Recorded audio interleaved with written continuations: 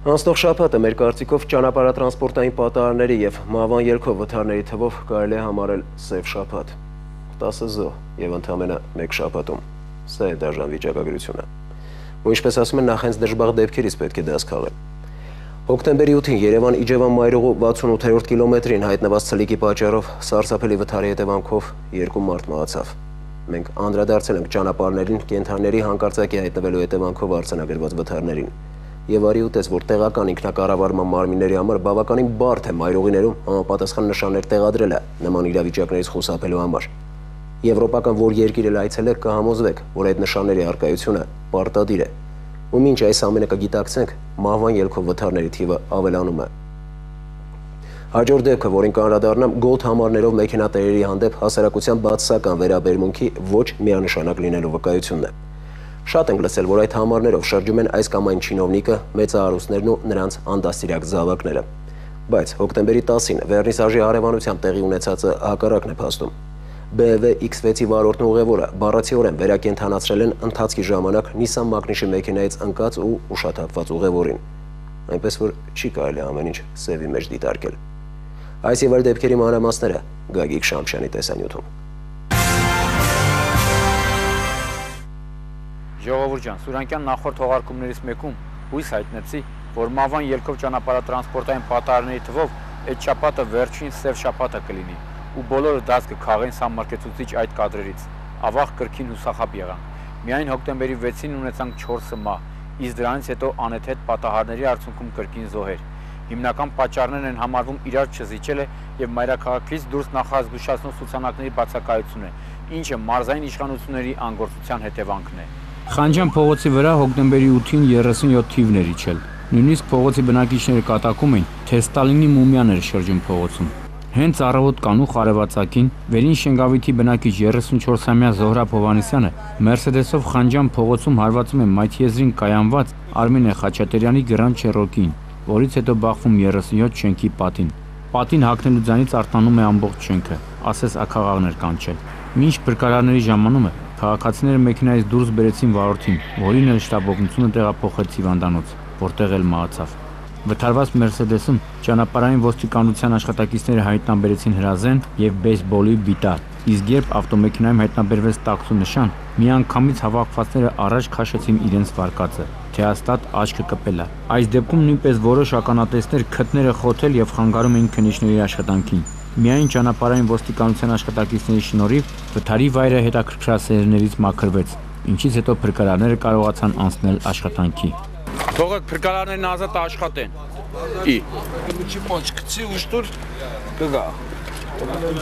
Նույն Խանջյան փողոցում հերթական վթարի ականատեսը եղանք Արևամուտին։ Կոտայքի մարզի բնակիչ 5-րդ դասի BMW-ի երիտասարդ վարորդը իրեն զգալով ձուկը ջրում ֆուտբոլի ֆեդերացիայի դիմաց վթարային գոլ խփեց։ Ասա այ ախպեր, հոդու բլոխինը չես, որ դասավի դարպասն էիր ուզում մտնել։ Հանգիստ քո համար քշեիր, որ իզուր տեղը 4 ժամից ավել Խանջյան փողոցը քո պատճառով կաթվածահար չլիներ։ Այս մեր կիսասափրագլուխը բախվում է Մերսեդեսին ու երկուսով հայտնվում են ֆուտբոլի ֆեդերացիայի շեմին։ Հավաքվածներ անգամ կատակում են։ Լավ, այս վթարը մի քանի օր անց չեղավ, թե չէ իտալացիների մոտ խայտարակ կլինենք։ Ու այս BMW-ն նենց էր դոմփել, որ 5 հոգի տեղափոխվեցին հիվանդանոց, 5-ն էլ ջահելներ։ Իսկ հավաքվածներն էլ ասում էին, թե BMW-ից բն մնաց։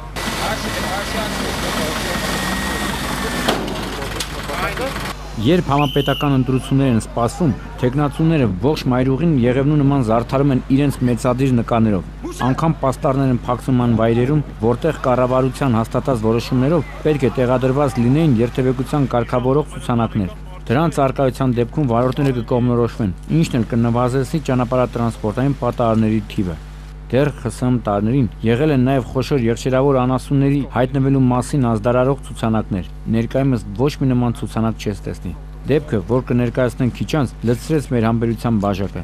Մարզային հարգելի չինովնիկներ, կառավարությունը սուղ միջոցներից գումարներ է հատկացնում ցուցանակների համար, բայց սայլը տեղից չի շարժվում։ Խոստանում ենք, 1 ամիս անց, եթե ցուցանակները տեղում չլինեն, մեր արխիվում ձեր լուսանկարները տարբեր պրոֆիլներով փակցնելու ենք մայրուղիներում, որ վարորդները զգուշանան ու չկասկածեք, պատահարները կքչանան։ Իսկ հիմա ցավալի դեպքի մասին։ Հոկտեմբերի 8-ին Ախթամար կղզու մոտ Նիվայի վարորդը բախվում է միջպետական ճանապարհին հայտնված ցլիկին, դուրս գալիս հանդիպակաց գոտի ու բախվում Մերսեդեսին։ Նիվայի վարորդն ու ուղևորը տեղում մահանում են։ Մինչ քաղաքացիները փրկարարների ու ոստիկանների օգնությամբ մահացածներին ու վիրավորներին դուրս կբերեն մեքենաներից, մեկ այլ մեքենա բախվում է սատկած ցլիկին։ Արդյունքում 2 զոհ, 3 վիրավոր ու տեղական չինովնիկների ցլիկի տիրոջ հաս էին արդարացի մեղադրանքներ։ Այն մարտեսին շաբաթ էր, դարել է Տավուշի ու Գեղարքունիքի մարզերից լուր տվող փոստատար։ Հոկտեմբերի 6-ին առավոտ կանուխ հերթական ողբերգական ավտովթարի հետքերն էին նկարում։ Օպելի վարորդը Իջևան-Բերդ ավտոճանապարհի Այգեովիտ գյուղի հատվածում դուրս է գալիս հանդիպակաց գոտի եւ բախվում զրովեցին։ Զրովեցի վարորդը տեղում մահացավ։ 7 հոգի, այդ թվում օպելի վարորդը, տեղափոխվեցին հիվանդանոց։ Օպելի մեջ հայտնաբերվեց նաև օղու բացած շիշ իր թաշախուստով, ու հիմա քննչական մարմինը պետք է պարզի վարորդի խմացության աստիճանը, տեսարանը դաժան էր։ Երբ ոստիկանները փորձում էին վթարված մեքենաները տեղափոխեն, մահացածի կնոջն ու հարազատներին մեծ դժվարությամբ հեռացրեցին վթարի վայրից։ Ի դեպ վթարի վայրը ոլորան էր ու նույնպես բացակայում էր համապատասխան ցուցանակը։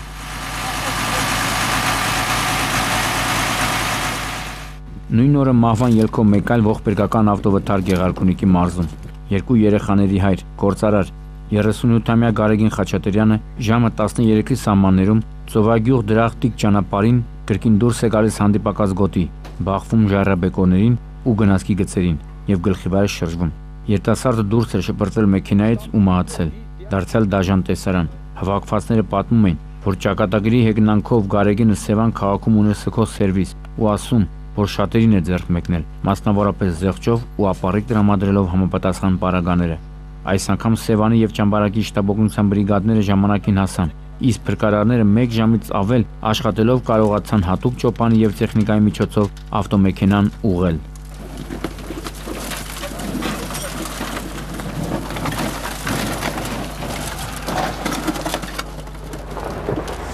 Հոկտեմբերի 10-ին ընկերը զանգեց, թե բանվորի արձանից դեպի լյոթչիկների ուսումնական հաստատություն տանող ճանապարհը փակ է։ Հաստատ խոշոր ավտովթար է, իրոք որ խոշոր էր։ Իրար էին բախվել Դեյվուն, Մերսեդեսն ու Կամազը։ Փրկարարները հատուկ տեխնիկայի միջոցով կարողացան մահացած վարորդին դուրս բերել Դեյվուի միջից, իսկ մինչ այդ մահացածի մոտ կքանստել էր ոստիկանության ակադեմիայում սովորող նրա որդին։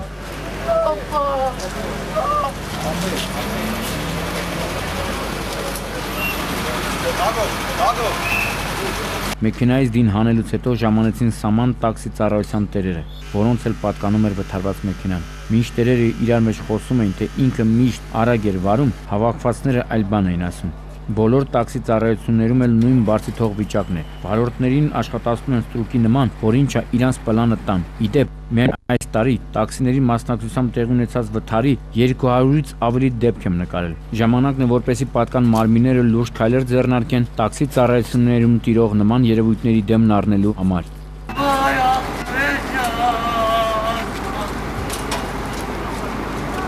Հիմա, որ նորից պատմեմ Չախոյանների գլուխ գործոցներից, կասեն Շամշյանը ընկել է մեր հետևից, բայց իրականում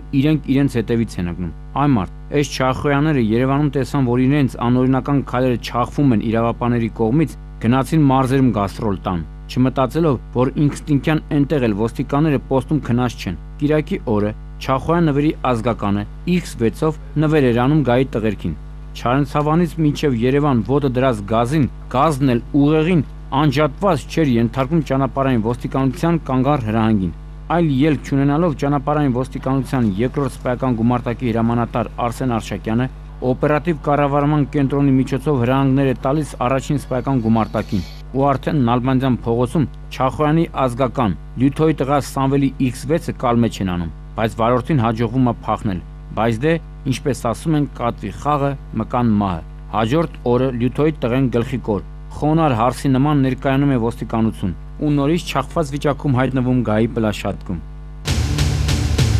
Լրագրողական գործունեությանս ընթացքում տեսել էի ձնաբքի տակից խամերներով տրաքած ժիգուլուներ դուրս բերել, Մոսկովիչով կով տեղափոխել, բայց որ ականատես կլիներ ծիծակ 009 DD 09 համարներով X6-ի ոսկե երիտասարդը իր ընկերու հետ կփրկի ուշագնաց վիճակում գետնին ընկած մեկ այլ երիտասարդի կյանք ինձ ու հավաքվածներին շատ ուրախացրեց։ Երիտասարդը երկչույի Լուլուի մեքենայից վայր է ընկնում, ու մինչ երկչույին կխառնվեր իրար, X6-ի վարորդն ու ուղևորուհին օգնություն են ցուցաբերում։ Ինձ էլ այլ բան չէր մնում, քան զանգել գայի օպերատիվ կառավարման կենտրոն, որոնք էլ ուղարկեցին շտաբօգնության բրիգադը։ Լավ էր, Գոնե այս անգամ ամեն ինչ կարճ տևեց։ Բոլոր ծառայությունները բարձունքի վրա էին։ Երգչուհու ուղևորը տեղափոխվեց հիվանդանոց, որն ի դեպ մինչև կոկոնը լավ տրաքած է եղել։ Էլ ինչ ասեմ, կադրերը կխոսեն իմ փոխարեն։ Ու հուսանք, որ այս կադրից հետո ոսկե երիտասարդների միջև մրցակցություն կսկսվի բարի գործեր անելու առումով։ Մենք էլ մեր հերթին մեծ հաճույքով կլուսաբանենք։ Էստի մեքենան է, հանգավ չփորձես նկարել։